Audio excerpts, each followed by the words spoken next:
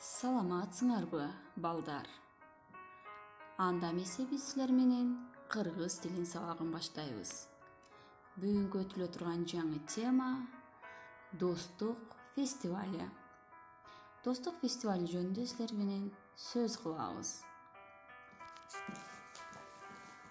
Балдар, Кыргызстанда 120 улуттун өкүлдөрү бар.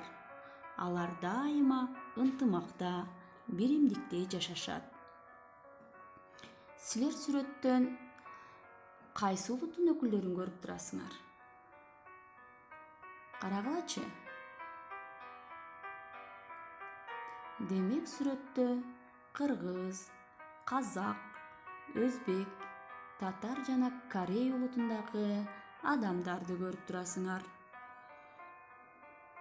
Азыр анда сөздүк дептерибизди алабыз да сөздүк менен иштейбиз.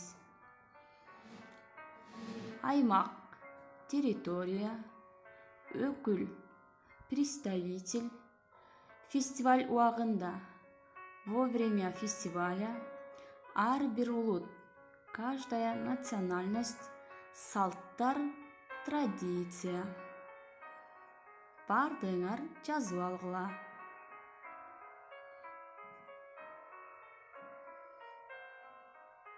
Сөздүк дептерге жазып бүткөн болсок, анда текст менен иштейбиз. Баарыбыз биргеликте текст окуйбуз. Достук фестивали. Биздин аймакта ар улуттун өкүлдөрү жашайт. Жакында Достук фестивали болду. Ага орустар, кыргыздар, украиндер, кореецтер, казактар, тажиктер жана башка улуттагылар катышты. Фестиваль убагында ар бир улут өзүнүн тамак аштары, кийим кечелери, салттары менен тааныштырышты.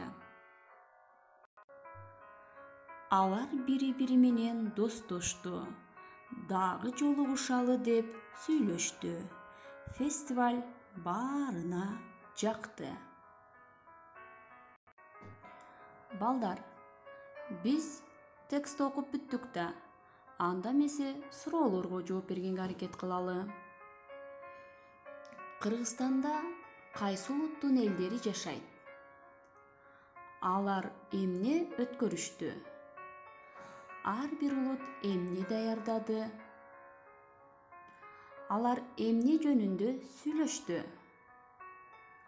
Аларга фестиваль жактыбы? Ош шаарында кайсы элдин өкүлдөрү жашайт? Мына ушул суроолорго жооп бергиле.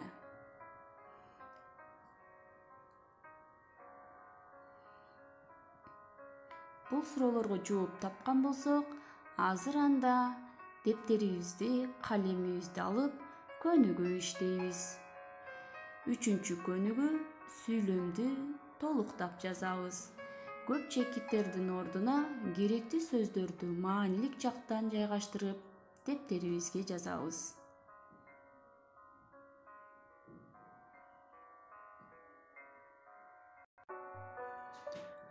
Балдар, биз көнүгүүнү аткарып болгон болсок, анда баарыңарды өтүлгөн темага эсибизге түшүрөбүз. Билесиңер, кыргыз тилинде үндүүлөр экиге бөлүнөт: жоон үндүүлөр жана ичке үндүүлөр.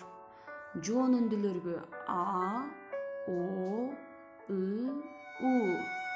Ал эми ичке үндүүлөргө Ö, Ü, Э, И кирет.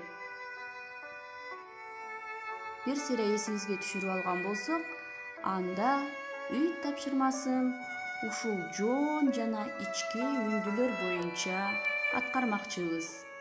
Сөздөрдөгү жоон жана ичке үндүүлөрдү бөлүп жазабыз. Жоон үндүүлөр катышкан сөздөрдү өзүнчө, ичке үндүүлөр катышкан сөздөрдү өзүнчө, ал эми жоон жана ичке үндүүлөр катышкан сөздөрдү өзүнчө графага жазабыз. Мисалы, улуу. Мында У тамгасы жоон болду, Ал эми кичүү деген сөздө и жана ө тамгасы ички үндүү болду. Ал эми украиндер деген сөздө у, а жоон үндүү, и, ички үндүү болгондуктан муну биз жоон жана ички үндүлөр катышкан сөздөргө жазабыз. Калган сөздөрдү да ушуга окшотуп бөлүштүрүп жазабыз. Анда эмесе бүгүнкү тапшырманы түшүнгөн болсоңор, кийинки сабактан көрүшкөнчө саламатта калгыла.